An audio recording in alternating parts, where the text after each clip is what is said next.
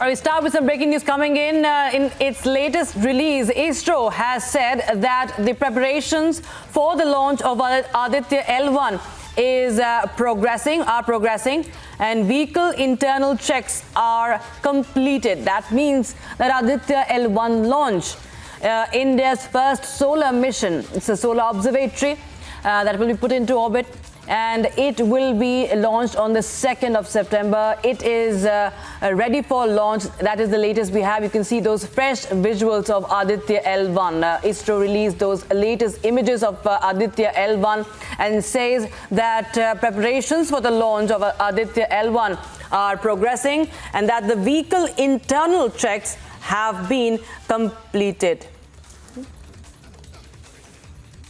All right, Abhishek Kapoor, Senior Executive Editor, is joining us on the phone line for more. Abhishek, now we have the ISRO saying that the vehicle internal checks have been completed for India's first solar mission. Aditya L1 is all set for launch. Well, yes, and this is a measure of India's ambition, Rakshita, that just a week after putting our feet on the moon, we are setting our eyes on the sun. And this is a significant milestone, or going to be a significant milestone in India's progress in scientific achievements.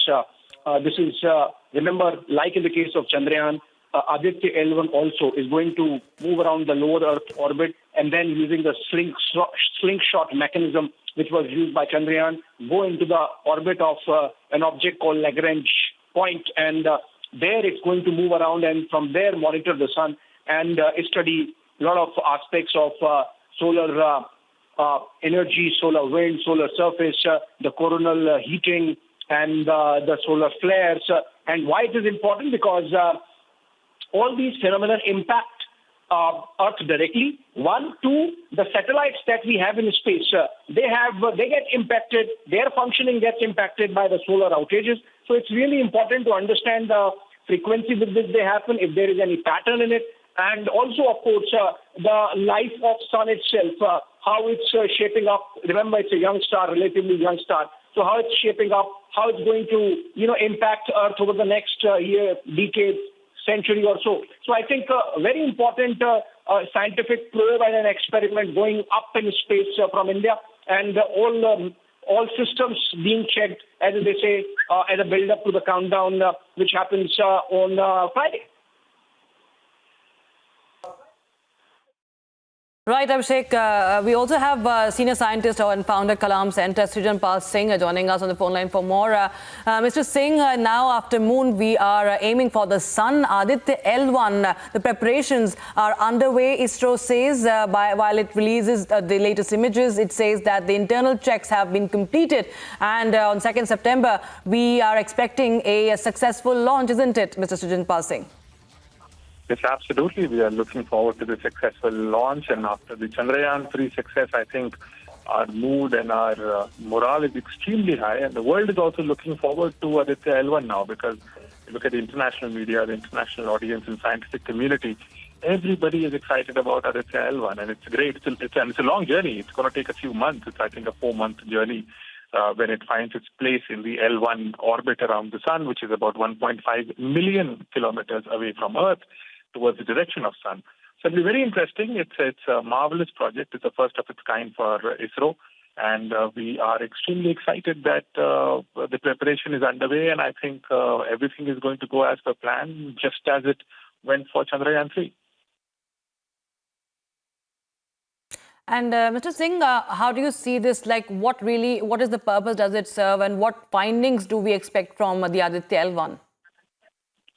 Well, quite a few, actually, because the sun is it's a sort of where all the planets, all moons have come out. We have originated from our sun. It's a 4.5 billion-year-old body which powers the Earth and many other planets. It's also the source of life on our planet. At the same time, the sun is also a cosmic body of immense amount of energy and mass. It is about 300,000 times heavier than the Earth. And there are tons, there are actually hundreds of thousands of atomic bombs, like fusion bombs, going inside the sun every day, which causes the energy, the light of the sun. But it also gives a lot of radiation, which in our case, in Earth's case, we are largely protected because of the magnetic in the sphere of the Earth, which protects us from harmful radiation. But every now and then there is a solar flare, which can cause very harmful effects, especially on things which can be affected by magnetic storms, such as electronic devices, electrical circuits, and so on. So I think understanding that is extremely important. Understanding solar flares, geomagnetic storms is extremely important. We also want to understand there are three layers. So the sun has a surface like a thing, which is called the photosphere. Just above that is the atmosphere of the sun, which is called the chromosphere, and then followed by the corona, which is the outer thing which you see of the sun. Those are the only three things of the sun which we actually see. Everything inside we cannot see.